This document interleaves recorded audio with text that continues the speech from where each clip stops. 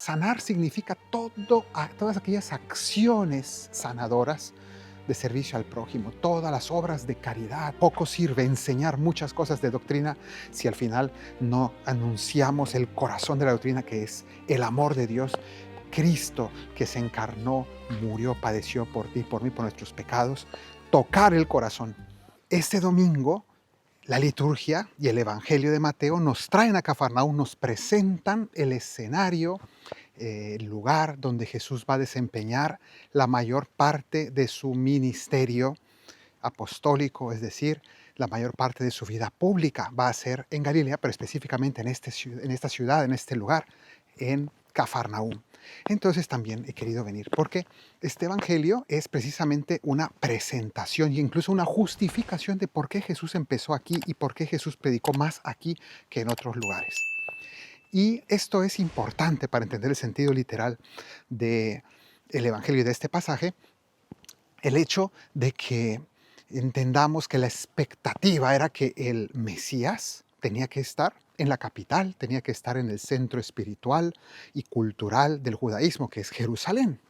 Y sin embargo, Jesús eligió venir a vivir en Cafarnaúm, en un lugar de provincia, y no solamente de provincia, sino un lugar, una zona despreciada por los judíos más puristas, por las autoridades religiosas, visto como un lugar de segunda o incluso de tercera. Entonces, vamos a ver esto. Y lo primero que vamos a decir es que se nos remarca el hecho de que Jesús vino a vivir a Cafarnaúm en primer lugar en contraste con Nazaret. Jesús vivía en Nazaret y de su vida oculta en Nazaret pasa a su vida pública en esta zona también de Galilea, pero ya más adentro de esta región. Y de algún modo Mateo siente la necesidad de justificar, de explicar, de iluminar este hecho de que Jesús haya venido a vivir a estas tierras. Entonces lo va a hacer tomando las palabras del profeta Isaías. Y en la profecía de Isaías se hablaba de que esta región, tierra de Zabulón y Neftalí, saben que la Tierra Santa en la Biblia, en el Antiguo Testamento, estaba dividida por las tribus, las 12 tribus de Israel. Y entonces estas dos tribus, Zabulón y Neftalí, eran las tribus del norte, que estas regiones habían sido completamente destruidas por los asirios y desaparecieron. Prácticamente el pueblo israelita desapareció, del reino de Israel desapareció por los asirios. Entonces una tierra golpeada, una tierra humillada, una tierra que había vivido en tinieblas, y por eso esa profecía va a hablar así: el pueblo que caminaba en tinieblas vio una gran luz. Isaías está hablando de la Galilea de los gentiles, y esto es importante tenerlo en cuenta. Galilea de los gentiles porque es una región, Galilea, que tenía una mezcla de población. Después de ese exilio, de que los asirios habían acabado con este reino, pues terminó siendo una mezcla de pueblos donde vivían, sí, judíos, pero también vivían muchos pueblos paganos. Entonces había mucha mezcla, mucha convivencia de población, también de cultura griega, ¿no? Y entonces, pues gente que no era judía. Y eso, pues, era visto por los de Jerusalén como algo, digamos, algo negativo, algo malo. Pero esa Galilea de los gentiles es una declaración de intenciones de Jesús. Porque Jesús nos está diciendo que el mensaje que Él va a predicar es para los judíos, pero también es para los gentiles, es decir, para los demás pueblos. Y así será la iglesia que Él va a fundar, una iglesia universal.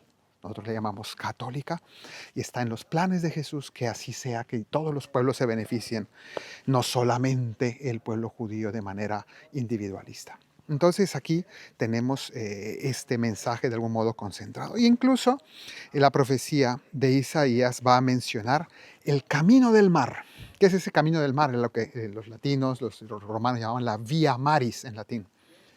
Es una ruta comercial que va desde Egipto hasta Mesopotamia, ¿no? Atraviesa el Medio Oriente y esta vía del mar, porque va por la costa mediterránea, casi toda la costa mediterránea, y en el momento que llega al norte de la Tierra Santa, entonces se introduce hacia el lago de Galilea. El lago de Galilea que está aquí detrás de mí, ahora vamos a ir.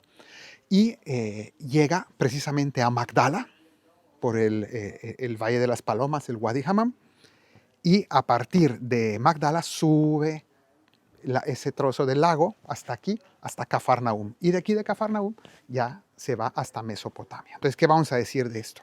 Por un lado, que es un camino que une Egipto con Mesopotamia, es decir, nos evoca a Egipto y a Babilonia, que son los dos episodios de liberación del pueblo de Israel, la huida de Egipto, la liberación de Egipto, de la esclavitud de Egipto, y el exilio de Babilonia, el retorno desde Babilonia. Entonces, dos momentos, dos episodios de salvación. Entonces Jesús está en medio, ¿no?, de ese camino que une esos dos. Jesús viene aquí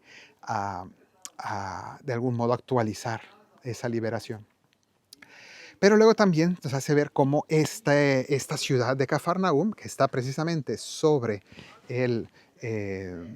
la vía del mar, el camino del mar, pues vemos que es un lugar estratégico culturalmente de intercambio, ¿no? Es la vía Maris, pues pasa aquí en la puerta, ¿no? Acabo de venir yo, de hecho, sobre ese camino. Hoy es una calle normal, pero es lo que está aquí en la puerta. Entonces, es un lugar de intercambio comercial y cultural, un lugar que, repito, no era de gente cerrada, sino de gente que está acostumbrada a dialogar y a ver y a conocer gente de muchas culturas, entonces de mucha apertura mental. Eso también nos evoca el hecho de que Jesús haya querido salir de Nazaret, que también, aunque está en Galilea, era también un pueblito muy minúsculo y muy cerrado, como veremos, ¿no? En el Evangelio se nos cuenta, cuando Jesús volvió a Nazaret, pues fue recibido muy mal, porque no había apertura mental, y Jesús, que trae muchas novedades, pues fue visto por un ultraconservadurismo y unas perspectivas muy reductivas. Entonces Jesús buscó un lugar de mucha mayor amplitud y apertura mental. Entonces, pues aquí vino Jesús a predicar, y esta es la Cafarnaúm donde él quiso vivir. ¿Dónde? Allí se ve esta estructura, que es una iglesia de los años 60, pero que conserva el lugar donde estaba la casa de Pedro, que en realidad la casa de Pedro era la casa de Jesús. Esto no se nos dirá en este fragmento de hoy, pero Jesús vivía en la casa de Pedro, y entonces es un lugar donde Jesús vivía, predicaba, sanaba. Muy bien, ahora vamos a entrar justamente aquí a este lugar, y esta es la sinagoga de Cafarnaúm. Antes de entrar, les muestro que aunque esta sinagoga es de tiempos bizantinos, es decir, después del siglo V después de Cristo, estas paredes, pero está justamente asentada sobre esta base de piedra volcánica que nos recuerda la sinagoga de tiempos de Jesús. Esa es la base de lo que fue la sinagoga en tiempos de Jesús, y esta de encima ya es posterior. Pero vamos a entrar porque es el lugar donde estaba la sinagoga de tiempos de Jesús. Al final de este evangelio de hoy se nos va a hablar de que Jesús iba por las sinagogas de Galilea. Se nos va a decir qué enseñaba, justamente en este pasaje se nos va a decir qué enseñaba Jesús. Y se nos dice, enseñaba, proclamaba el reino y sanaba, ¿no? Entonces, y lo hacía en las sinagogas, sobre todo, visitando sinagogas como esta, aunque esta sea de arquitectura posterior. Pero en este lugar aquí Jesús hizo varias curaciones y predicaciones, precisamente lo que se nos dice aquí. Ahora no entro en esos pasajes porque tendremos ocasión a lo largo del año tal vez de hablar algo de esto, pero quiero fijarme en esto. Primero dice que enseñaba y proclamaba en las sinagogas.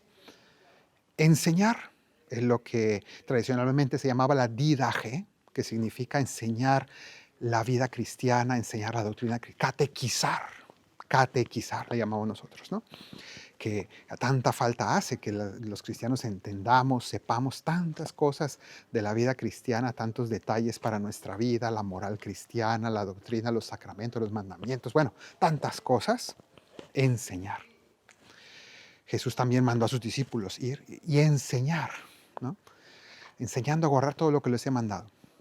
Pero dice, proclamaba el reino, y eso se refiere más al querigma en griego, que significa la proclamación del reino, es decir, el corazón del mensaje cristiano. De poco sirve enseñar muchas cosas de doctrina si al final no anunciamos el corazón de la doctrina, que es el amor de Dios, Cristo que se encarnó, murió, padeció por ti, por mí, por nuestros pecados.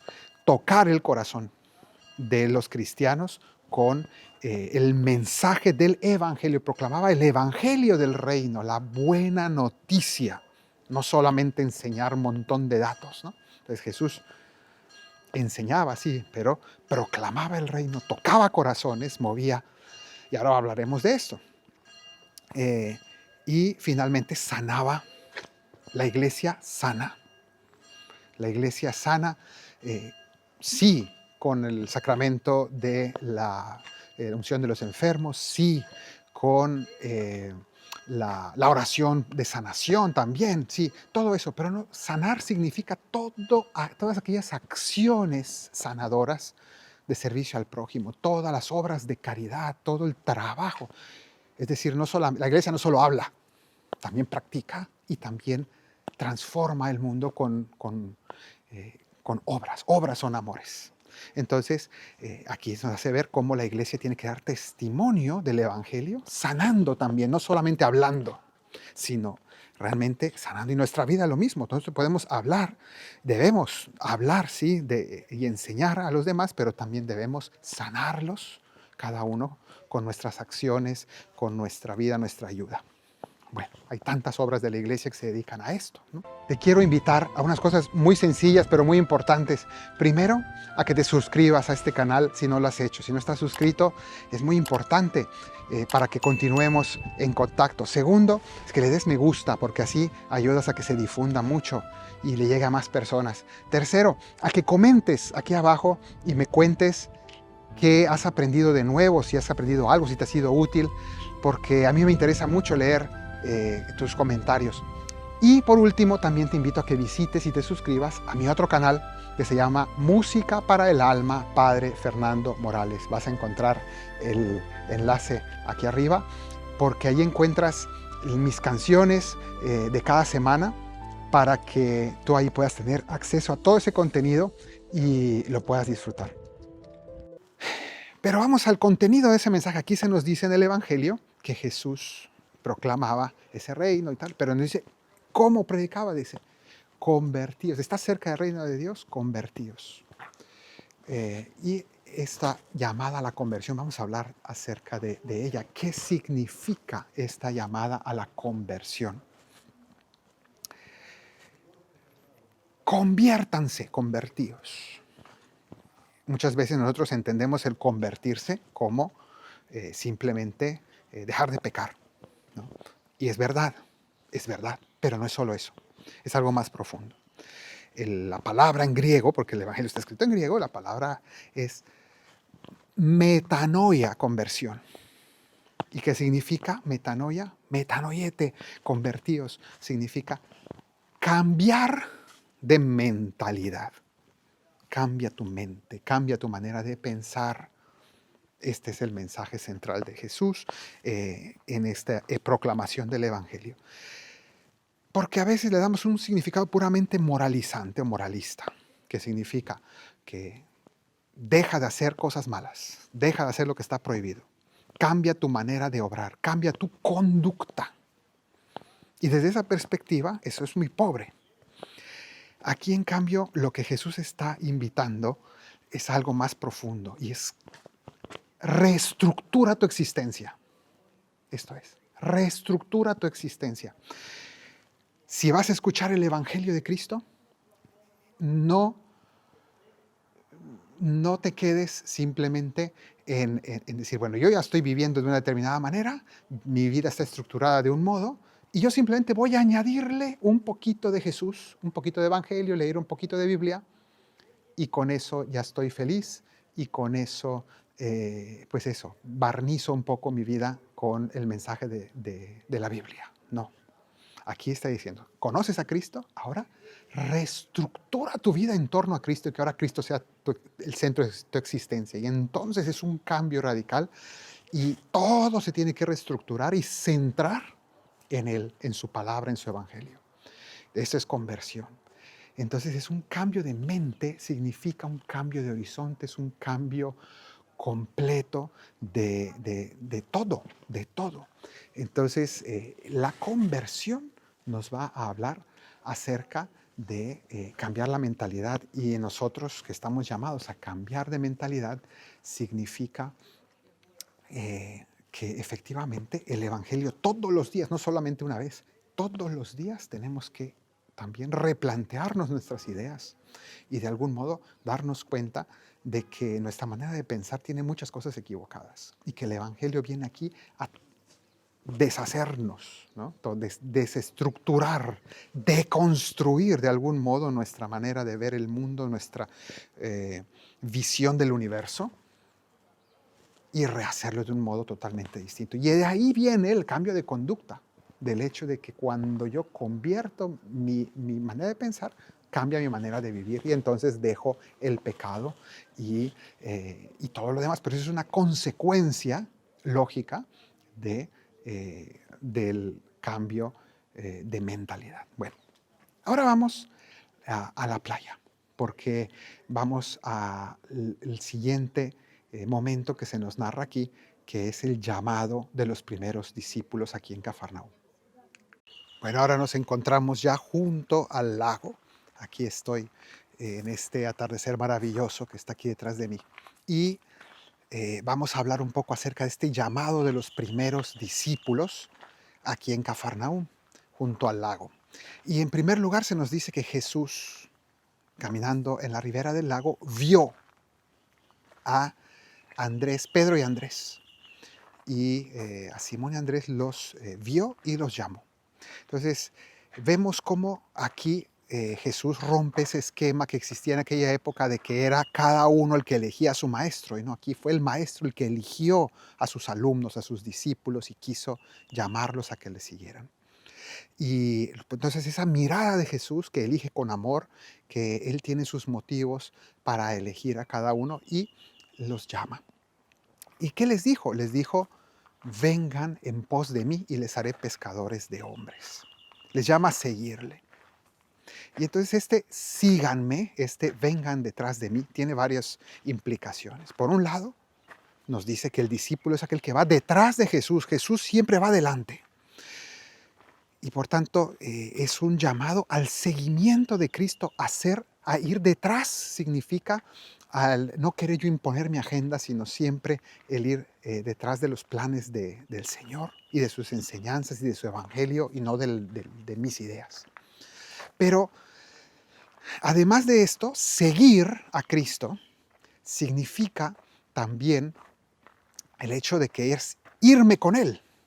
Y entonces el irme con Él significa dejar atrás muchas cosas. Y eso es lo que aquí se nos dice. Dejar muchas cosas. Dice que inmediatamente dejaron las redes y lo siguieron. Después se nos dirá de los zebedeos, es decir, de Santiago y Juan. Inmediatamente después se nos dice que inmediatamente dejaron la barca y a su padre. Entonces aquí se nos dan esos tres elementos. Ya hablamos del sentido literal, ya hablamos del sentido moral sobre la conversión. Ahora hablemos acerca de este sentido alegórico, porque estas cosas que dejan y este ser pescadores de hombres tienen un significado alegórico importante. Entonces, primero, nos dice que dejaron las redes inmediatamente. No es una cuestión de que lo pensaron, le dijeron: nos invitaste, vamos a pensarlo, lo vamos a hablar y mañana te avisamos. No, fue algo radical, algo instantáneo. Estaban aquí trabajando, dice que estaban limpiando sus redes, repasándolas, y en ese momento las soltaron y así las dejaron, ¿no? Ese es el verbo que se usa, que lo siguieron. Y con ese calificativo de adverbio de inmediatamente. Bueno, el hecho de que dejen las redes era su instrumento de trabajo, entonces se nos está hablando de que dejaron su profesión, ¿no?, por una manera nueva. Las redes aquí les hace pescadores de hombres. Ellos eran pescadores de peces y los hace pescadores de hombres, ¿no? Y aquí nos ayuda también a ver cómo, de algún modo, todos, no solamente los que estamos llamados a ser sacerdotes, a ser misioneros, a seguir la vocación apostólica, todos los cristianos, de algún modo, estamos llamados a transformar nuestra vida siguiendo a Cristo. Si tú eres médico, ¿no?, y tienes una manera de vivir tu servicio a través de la medicina, por decir algo, ¿no? Voy a poner un ejemplo. Y el Señor te llama a que transformes y te vuelvas realmente un médico cristiano, católico, que ama a sus pacientes y que los sirve de corazón y no simplemente un funcionario que cumple horarios y despacha gente, ¿no?, sino realmente que se involucra, que hace sentir a los pacientes que realmente estás involucrado y motivado a ayudarles y que es disponible, etcétera, etcétera, y que requiere mucho sacrificio, ¿no? Entonces el Señor te llama a transformar la manera como vives tu vida y cómo practicas tu profesión. Pero el Señor aquí les dice que van a ser pescadores de hombres. ¿Qué significa ser pescador de hombres? No significa simplemente que están llamados a ganar adeptos, ¿no?, a hacer proselitismo religioso para ganar más gente, para llenar de más números las estadísticas de la Iglesia Católica, ¿no? No es esto. Sería muy pobre, ¿no? Y de hecho no es esto el llamado que tenemos. Entonces, aquí el llamado que hace Jesús a sus apóstoles es más un hecho de salvación. ¿Por qué? El mar, en la Biblia, el mar es el lugar donde te hundes y te ahogas y por tanto es símbolo del pecado, del mal y de la muerte, ¿no? De algún modo es donde el ser humano no puede vivir dentro del agua. Entonces el mar en la Biblia tiene ese significado, es alegórico. Entonces ser pescador significa salvar, no sacarlos como los peces que los saco del agua a la tierra para hacerlos morir, sino a los hombres los saco del mal y de la muerte y del pecado para hacerlos vivir. Los llevo de la tierra al cielo, ¿no?, sus almas. Entonces, esa es salvación. Es un pescador que salva, ¿no?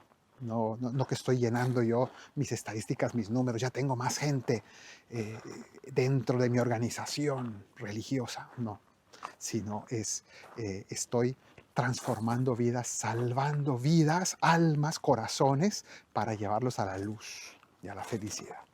Quiero agradecer brevemente a todos los que se han hecho miembros del canal, sea a los miembros promotores, que son los que tienen acceso anticipado a los videos, y también a los que se han hecho miembros premium, que tienen también acceso a los materiales formativos de estudio de cada semana.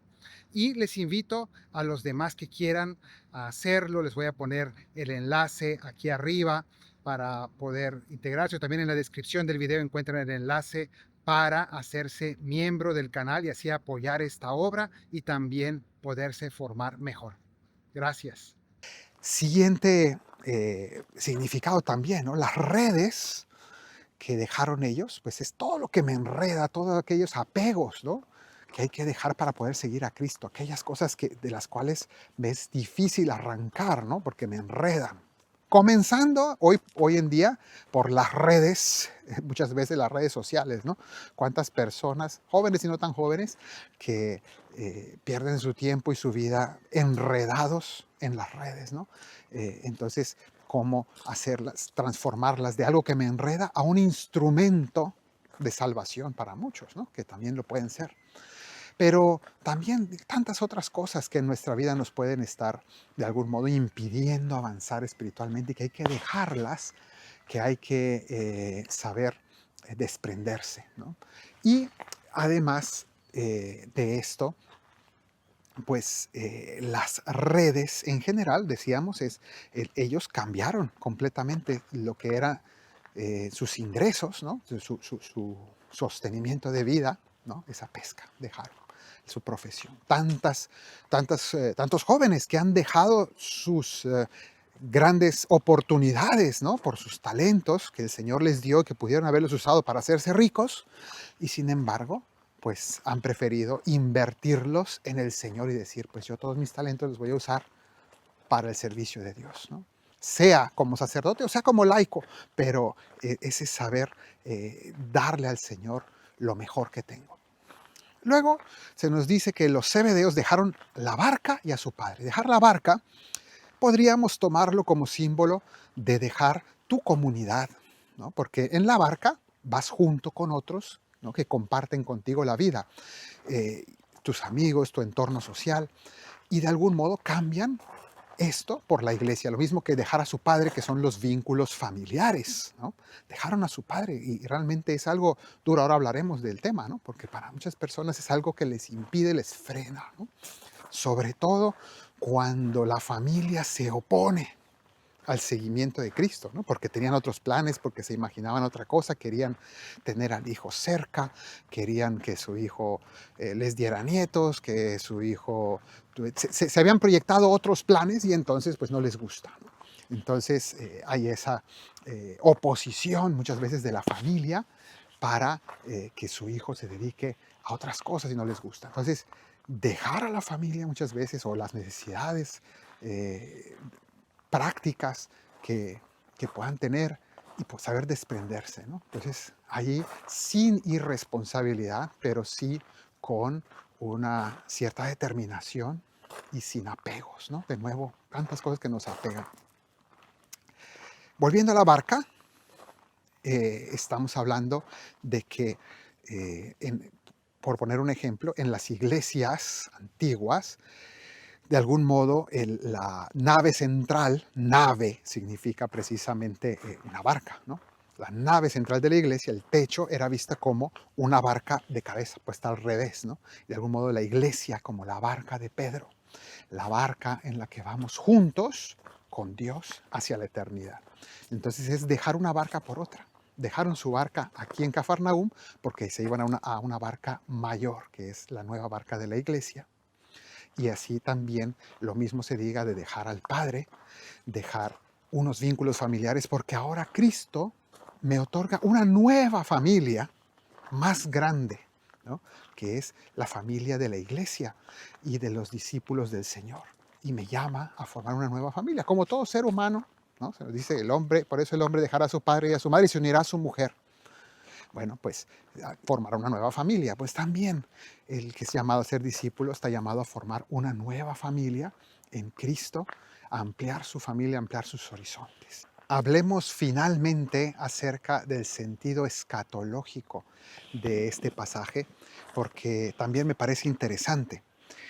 Cuando habla de las redes y de que los va a hacer pescadores de hombres, hay una conexión muy clara con otro pasaje de Mateo, Mateo 13, en las parábolas del reino, donde va a comparar el reino de los cielos con varias realidades. Y una de ellas es, el reino de los cielos es como una red barredera que se echa en el agua, se saca muchos peces y luego los pescadores separan los peces buenos de los malos. Los peces malos los tiran al fuego, se desechan, y los peces buenos se salvan. Bueno, pues así será al final de los tiempos. Los ángeles vendrán y harán esa separación. Bueno, pues ese llamado que hace Jesús a estos primeros discípulos para que sean pescadores de hombres es el inicio de esta labor escatológica, de esa recolección de peces, ¿no?, de algún modo. Entonces es ir por el mundo predicando, y la iglesia de algún modo es esa red que recoge peces buenos y malos, porque la iglesia, bien lo sabemos, que en la iglesia hay de todo y nadie puede decir, yo soy de los buenos. Sabemos que eso lo sabremos en el día del juicio cada uno, pero en cierto sentido estamos iniciando esa labor de recoger todos aquellos que queremos estar en la presencia del Señor, y luego al final de los tiempos habrá esa separación neta, y ese será de algún modo ese juicio final. Y entonces este sentido escatológico nos recuerda que ya desde ahora ha comenzado esa labor para el final de los tiempos. Que el Señor te bendiga desde Sión, el que hizo cielo y tierra. En el nombre del Padre, y del Hijo, y del Espíritu Santo. Amén.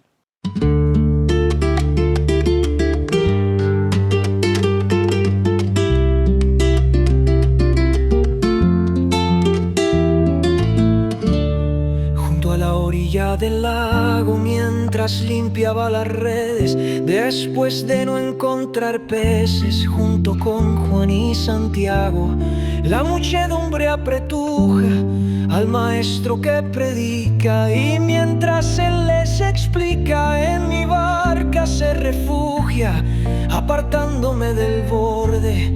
En mi barca él predicaba, y mientras yo lo escuchaba, él pescaba corazones.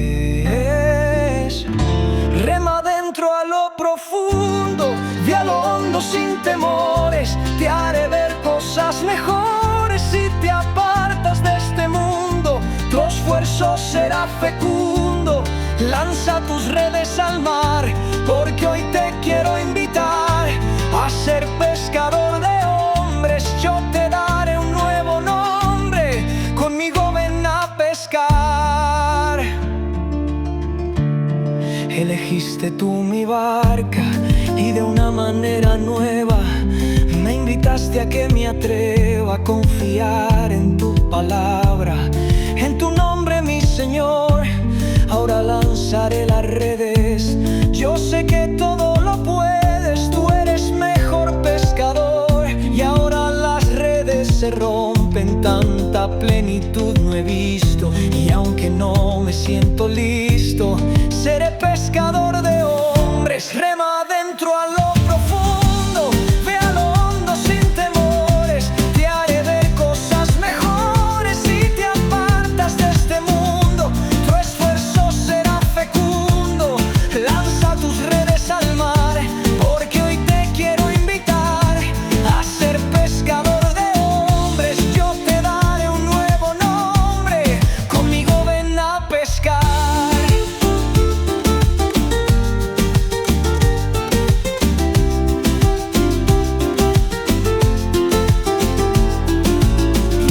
Oh Señor, yo no soy digno, soy un pobre pecador.